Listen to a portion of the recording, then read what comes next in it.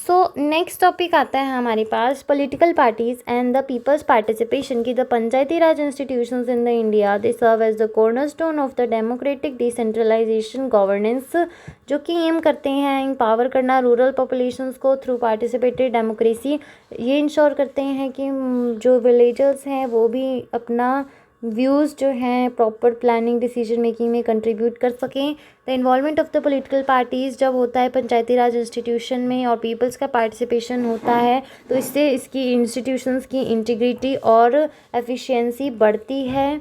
तो इसमें सबसे पहले हमें बताना है role of the political parties in the Panchayati Raj institution. तो रोल एंड पार्टिसिपेशन की पॉलिटिकल पार्टीज ये प्ले करते हैं बहुत important role in the functioning of the PRIs, specially in the states where the elections to these bodies are conducted on the party lines. इनका involvement जो होता है पंचायती Raj institution में एक पॉलिटिकल डिस्कोर्स लेकर आता है, प्रॉपर मोबिलाइजेशन ऑफ रिसोर्सेज का लेकर आता है और एक ब्रॉडर पॉलिटिकल पर्सपेक्टिव देता है लोकल सेल्फ गवर्नेंस को। यानी कि जब एक PRI इंस्टीट्यूशन के अंदर एक पॉलिटिकल पार्टी का इन्वॉल्वमेंट होता है तो कहीं ना कहीं डेमोक्रेसी जो है वो प्रॉपर तरीके से फंक्शन कर पाती है, क्योंकि जो इलेक्टेड पॉलिटिकल लीडर्स होते हैं वो हमेशा आंसरेबल रहेंगे जो भी विलेजर्स वोटर्स होते हैं, बिकॉज दे नो कि अगर उन्होंने उनकी बात नहीं मानी so next time after 5 years ये इनको दोबारा जो है वोट नहीं देंगे।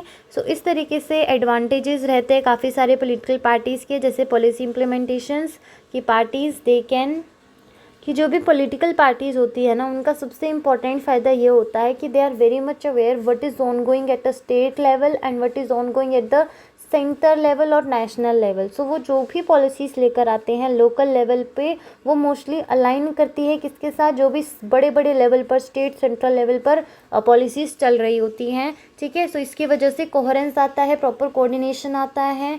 नेक्स्ट आता है resource mobilisation. Political parties often have better access to the resources which can heed in the development projects at the grass root level.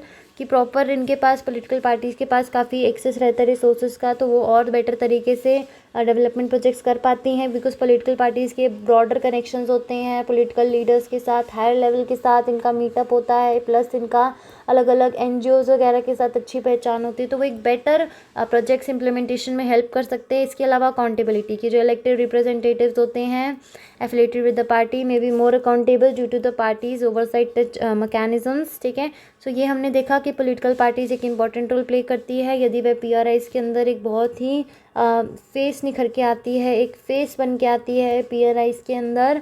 ठीक है, तो इसके एडवांटेज हो गए कि बढ़िया पॉलिसी इंप्लीमेंट करती हैं, इनके पास रिसोर्सेज की कोई इतनी कमी नहीं होती, प्रॉपर अकाउंटेबल रहते हैं ये, वरना इनको दोबारा वोट नहीं मिलता। लेकिन इसके अलावा कुछ कुछ चैलेंजेस होते हैं, जैसे कि सबसे पहले आ गया पॉलिटिसाइजेशन ऑफ लोकल इश्यूज़, फिर आ गया फैक्शनलिज्म, फिर आ गया मार्जिनलाइजेशन ऑफ इंडिपेंडेंट वॉइसेस, यानी कि जो डोमिनेंस होता है पार्टीज़ का they can overshadow local concern leading to the decision driven by the party interest rather than the community needs. कि जो भी कम्युनिटी की नीड है उसके ऊपर कम फोकस होता है कभी कभी, और जो पार्टीज़ की प्रायोरिटीज़ या उनके इंटरेस्ट होते हैं उनके ऊपर ज़्यादा फोकस किया जाता है।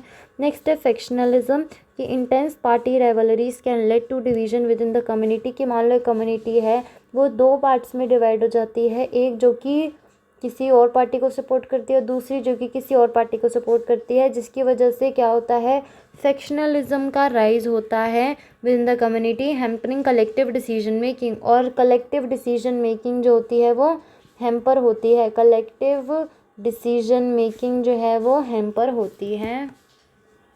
नेक्स्ट है मार्जिनलाइजेशन ऑफ इंडिपेंडेंट वॉइसेस कि इंडिपेंडेंट कैंडिडेट्स और those not affiliated with the major parties में find it very challenging to compete, potentially limiting diverse representation।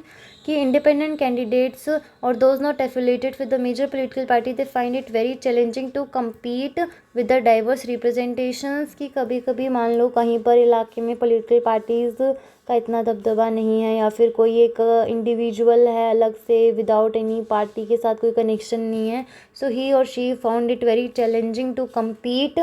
ठीक है, and potentially limiting the diverse representation नहीं हो पाता, और वही जो बंदा है बड़ी पार्टी का ठीक है, वही बार बार जीतता रहता है। ठीक है, वही बार बार जीतता रहता है। नेक्स्ट आता है people's participation in Panchayati Raj institution की active involvement of citizen important है ताकि हम प्रॉपर तरीके से सक्सेस हो सके। पीआरआईज इंस्टीट्यूशन का इंश्योर करता है governance is reflective of the needs and the requirements of the community, उनकी एस्पिरेशंस के साथ।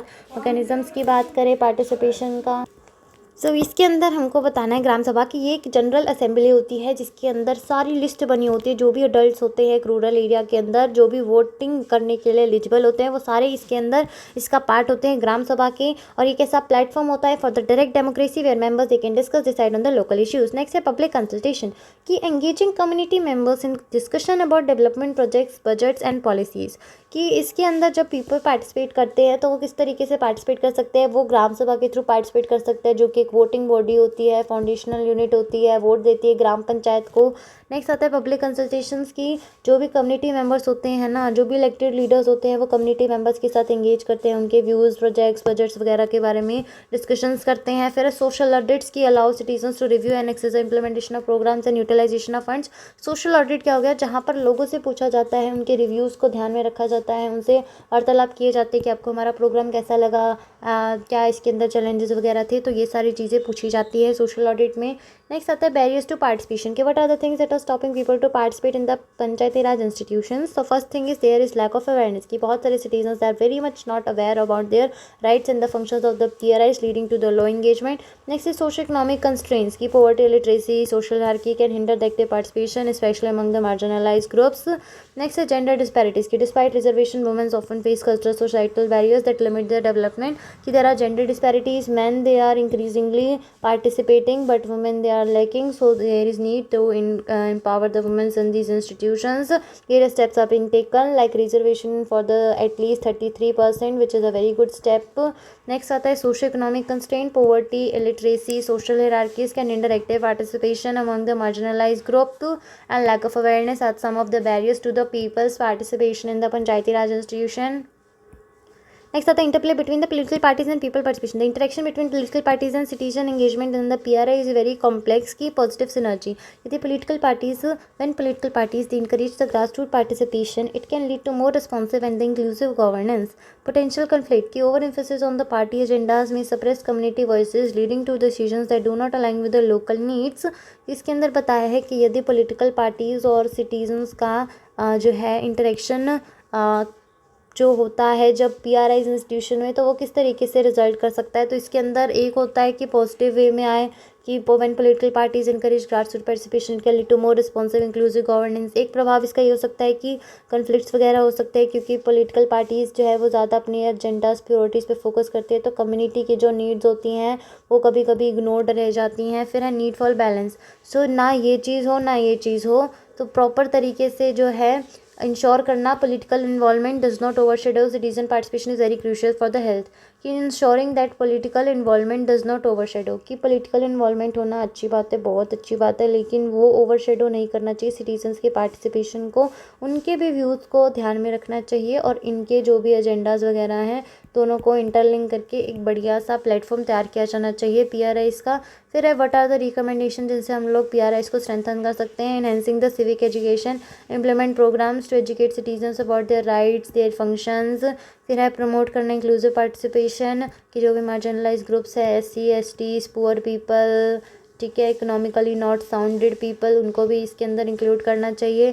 फिर है रेगुलेट पॉलिटिकल इन्फ्लुएंस की establish guidelines to prevent the excessive politicization नहीं होना चाहिए लोकल गवर्नेंस का, और कम्युनिटी वेलफेयर पर ध्यान देना चाहिए। किसके ऊपर ध्यान देना चाहिए? कम्युनिटी वेलफेयर पर। नेक्स्ट है strengthening institutional mechanism, ensure that the bodies like Gram Sabha are empowered and function effectively as platform for direct democracy, oral democracy. फिर आता है कि ensure that the bodies like Gram Sabha are empowered and function effectively as platform for direct democracy. In conclusion the effective functioning of Panchayati Raj institution hinges on the delicate balance कि there must be balance between political parties and the citizens participation. While political parties they bring structure resources, it is important that the core democratic ethos of PRI is rooted in the community engagement, their views is preserved and is strengthened. So ये था हमारा topic peoples participation and political parties in PRIs।